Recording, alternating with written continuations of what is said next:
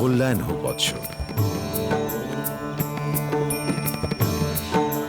ভগবান ইন্দ্র প্রার্থনা করেছেন যাতে আমি ওনার এই পুত্রকে পাশুপত অস্ত্রের জ্ঞান দিই, কিন্তু আমি তোমার যোগ্যতার পরীক্ষা না নিয়ে তোমাকে পাশুপত অস্ত্র দিতে পারি না।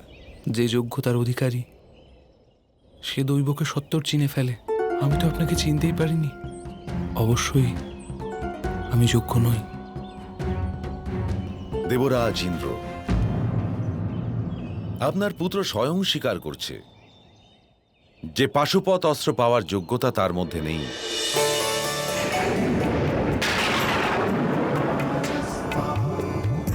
যে স্বয়ং নিজেকে যোগ্য মনে করে সে কখনোই যোগ্য হয় না ভগবান। যোগ্যতার আসল প্রমাণ তো পরীক্ষক করে থাকেন। যোগ্যতা প্রাপ্ত করার পূর্ণ ক্ষমতা তোমার আছে কুন্তিপুত্র। আমি তোমার প্রতি প্রসন্ন।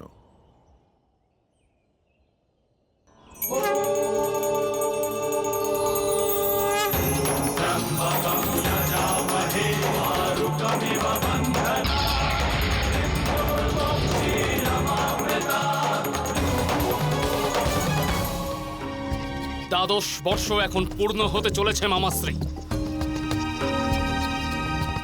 আজ সন্ধ্যাকালের পূর্বে আমাদের ওই পাণ্ডবদের অন্বেষণ করে অজ্ঞাতবাসে যাওয়া রোধ করতে হবে। আমরা দ্রৌপদীর অপহরণ কখন করব মামাশ্রী? আমরা পাণ্ডবদের ওপর আক্রমণ করতে পারবো না।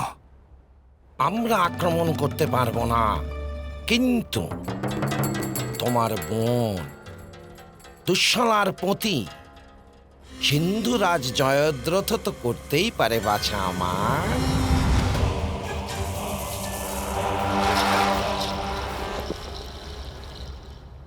আপনার কাছে আমি কৃতজ্ঞ।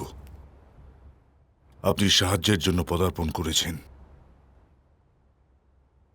কিন্তু এই চার পাণ্ডব নিজেদের পত্নী দ্রৌপদীকে কখনো একলা ছাড়ে না। চার কেন, 400 পাণ্ডবকে একসাথে পরাস্ত করে আমি দ্রৌপদীকে নিয়ে আসব।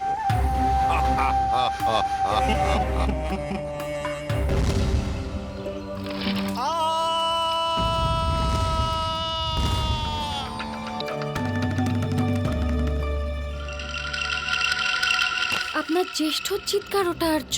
এ অসম্ভব। আপনি গিয়ে দেখুন না আর্য। আমি তোমাকে একা ছেড়ে কিছুতেই যেতে পারি না পাঞ্চালী। দ্বিতীয়বার উনি সাহায্যের জন্য ডাক দিচ্ছেন আর্য। আপনি গিয়ে দেখুন না।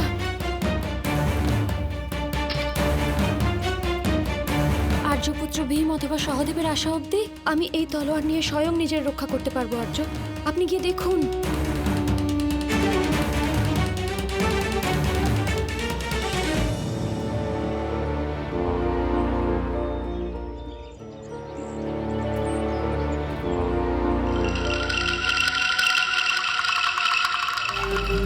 ধ্রুপদ কন্যা,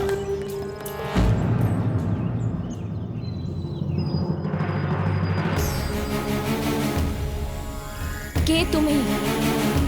আমি সিন্ধুরাজ জয়দ্রথ, দুঃশলার স্বামী। সিন্ধুরাজ? জ্যেষ্ঠ, জ্যেষ্ঠ, জ্যেষ্ঠ! নকুল, তুমি এই স্থানে কি করছো? আমি আপনার চিৎকার শুনলাম। আপনি সাহায্য চাইছিলেন। আমি তো জলের নিচে প্রাণায়াম অভ্যাস করছিলাম। অবশ্যই কোনো কুপরিকল্পনা জ্যেষ্ঠ। পাঞ্চালী কুটিরে একলা রয়েছে জ্যেষ্ঠ। শীঘ্র চলুন।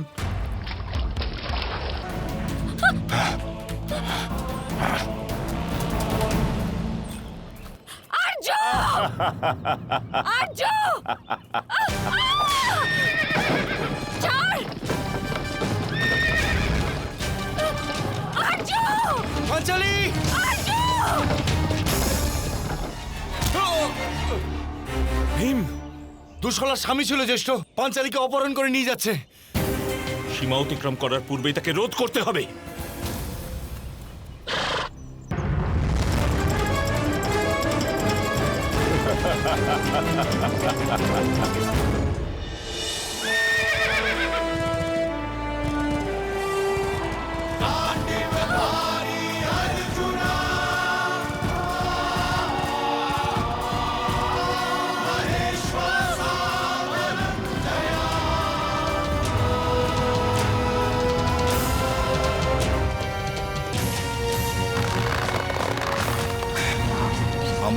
আক্রমণ করতে পারবো না মামাশ্রী, কিন্তু আমাদের ভগিনীর পতিকে তো রক্ষা করতেই পারি।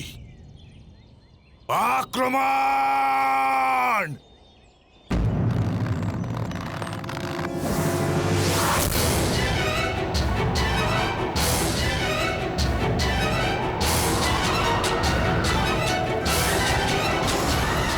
দাঁড়াও!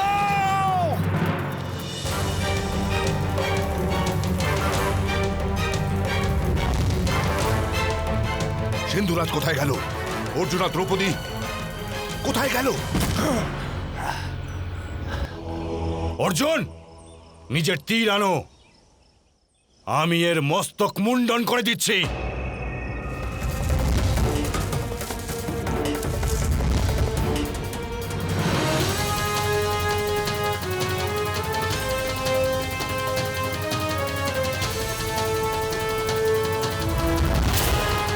এখানে 5টি শিখা আছে সিন্ধুরাজ। দুর্যোধনকে দেখিয়ে বলো যে পঞ্চ পাণ্ডব এই শিখাগুলির ন্যায় তার মস্তকের ওপর বিরাজমান থাকবে।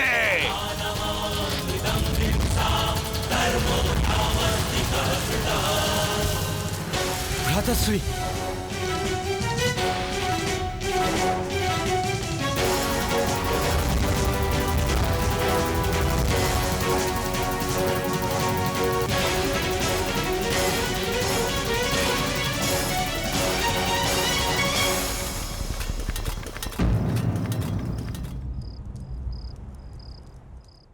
মামাশ্রী, শেষ গুপ্তচর প্রত্যাগমন করেছে।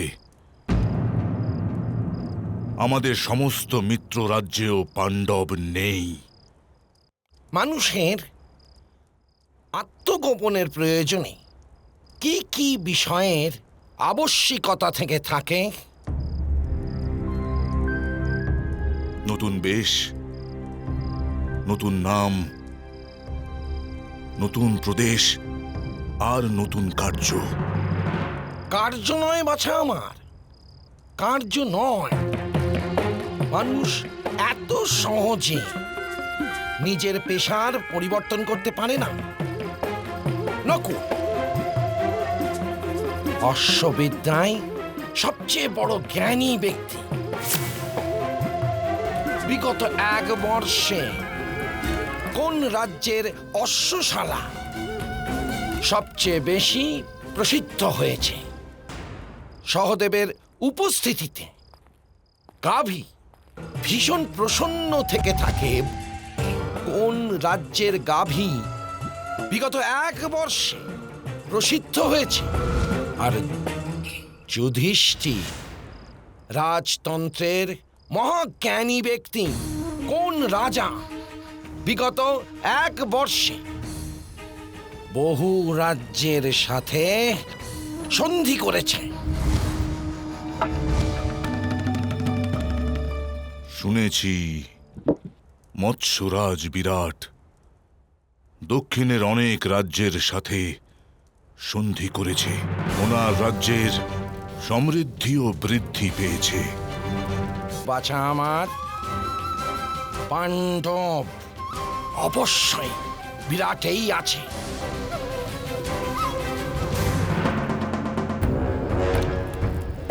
বলো মহারাজ, বলো মহারাজ, একটা লাড্ডু দিন না।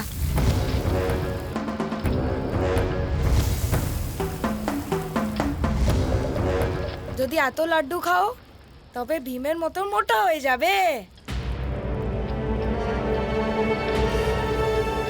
আমি কি মোটা নাকি? আপনি নন, ওই হস্তিনাপুরের রাজকুমার ভীমের কথা বলছিল। আমি তো অর্জুনের মতো জগতের সবচেয়ে বড় ধনুর্বীর হতে চাই। খাও বাচ্চারা, মহারাজ বল্লভের হাতে প্রস্তুত করা লাড্ডু খাও। মহারাজ, আমাকেও একটা লাড্ডু। তুই ভাগ এখান থেকে, ভাগ। শোনো বাচ্চা, এই 2টো ছাতুর লাড্ডু নিয়ে গিয়ে তন্ত্রীপালকে দিয়ে দাও। যাও বাচ্চা, যাও যাও।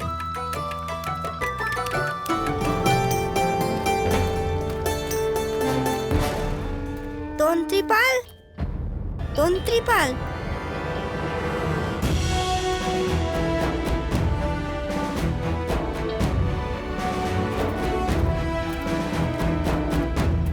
বল্লভ মহারাজ আপনার জন্য এই লাড্ডু পাঠিয়েছে। লাড্ডু?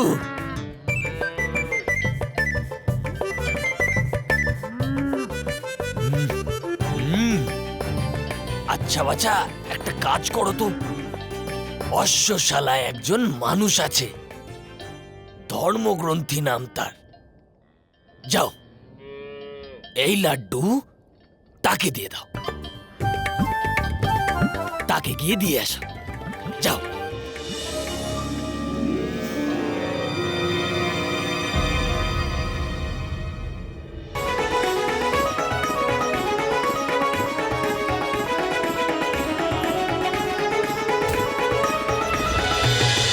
মহাভারত